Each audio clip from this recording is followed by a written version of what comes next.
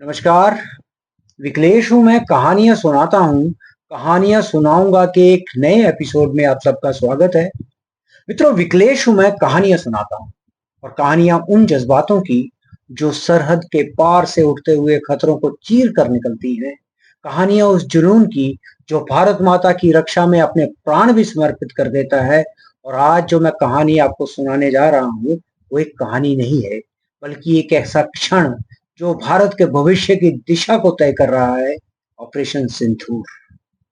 Operation सिंदूर, आप सब ये जानते हैं कि यह ऑपरेशन शुरू हुआ पहलगाम के उस नरसंहार के बाद, जहां धर्म पूछकर 26 निर्दोष लोगों की हत्या कर दी। पर यह कहानी वहीं नहीं रुकी।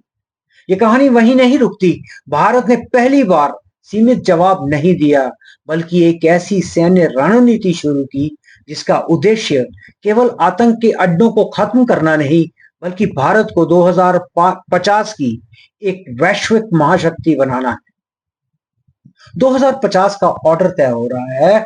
3 महाशक्तियां होंगी, अमेरिका, चीन और भारत। और अब भारत ने अपने एक्शन से यह दिखा दिया है कि वह सिर्फ भाग लेने वाला देश नहीं है, बल्कि विश्व राजनीति को गढ़ने वाला राष्ट्र है। ब्रिटेन के पूर्व प्रधानमंत्री टोनी ब्लेयर ने हाल ही में एक स्टेटमेंट दी है जिसमें उन्होंने कहा है कि India is now indispensable to the world order. Tony Blair का यह कथन कि भारत अब विश्व व्यवस्था के लिए इंडिस्पेंसिबल है, कई आयामों में व्याख्या किया जा सकता है इसकी, लेकिन उस पर कभी और मैं एक वीडियो बनाऊंगा। और ये कथन भारत के बढ़ते वैश्विक प्रभाव को दर्शाता है जो कई कारकों से संभव हुआ है। लेकिन मैंने जैसे कहा कि इस पर फिर कभी जरूर एक वीडियो बनाऊंगा। लेकिन असली लड़ाई केवल सीमा पार नहीं है। भारत लड़ रहा है 2.5 मोर्चों पर।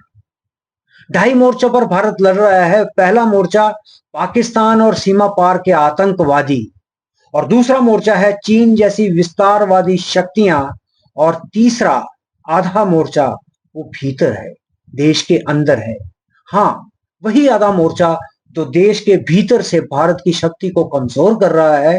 विपक्षी दल जो भारत सरकार पर सीज फायर का झूठा आरोप लगाकर देश की सेना और जनता का मनोबल तोड़ रहे हैं। और हालांकि सरकार ने यह स्पष्ट किया है कि there is no ceasefire, ये सिर्फ आतंकियों और उनके सरपरस्तों की एक मनोवैज्ञानिक चाल है। लेकिन दुखद ये है कि इसमें उनका जो साथ है हमारे ही देश के कुछ नेता दे रहे हैं, जो कि देश की सेना और देश की जो सरकार है उसका मनोबल डिगाने की कोशिश कर रहे हैं। और यही आधा मोर्चा सबसे खतरनाक है, जहां से देश की जड़ों पर वार होता है, कभी धर्म के नाम पर, कभी वोट बैंक के नाम पर, और कभी संविधान खतरे में है जैसे नारों के पीछे छुपकर। लेकिन आज भारत को सिर्फ बाहर से नहीं, भीतर से सावधान रहने की जरूरत है। खालिस्तानी गिरोह जो विदेशों में बैठे हैं, लेकिन उनके इरादे भारत को तोड़ने के हैं। इसके पीछे फंडिंग भी है, एजेंडा भी है और चुपचाप उनका समर्थन भी है। डेमोग्राफिक बदलाव जो धीरे धीरे कुछ सीमावर्ती और सामरिक क्षेत्रों में फैल रहे हैं, और ये बदलाव अगर समय रहते रोके नहीं गए तो आने वाले कुछ सालों में भारत का नक्शा बदल भी सकता है। लेकिन भारत लड़ रहा है, हमारा देश लड़ रहा है, सीमा पर भी, अंतरिक्ष पर भी, इंटरनेट के साइबर मोर्चों पर भी, और संसद के भीतर की राजनीति में भी। और इन सब के बीच भारत की सेना, डीआरडीओ, इसरो, रॉ और एनएसए जैसे संस्थान मित्रों चुपचाप इतिहास रच रहे हैं।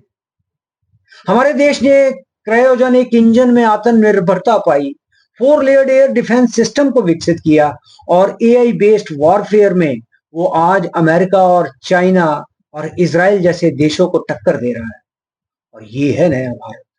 ये है नया भारत जिसे रोकने के लिए दुनिया की ताकतें जो है पाकिस्तान जैसे देशों को मोहरा बना रही है, बांग्लादेश जैसे देशों को मोहरा बना रही है। आईएमएफ का जो लोन इनको दिया जा रहा है वो, उसको अगर हम ये कहें कि टेरर फंडिंग है, ये आईएमएफ का लोन दरअसल टेरर फंडिंग है।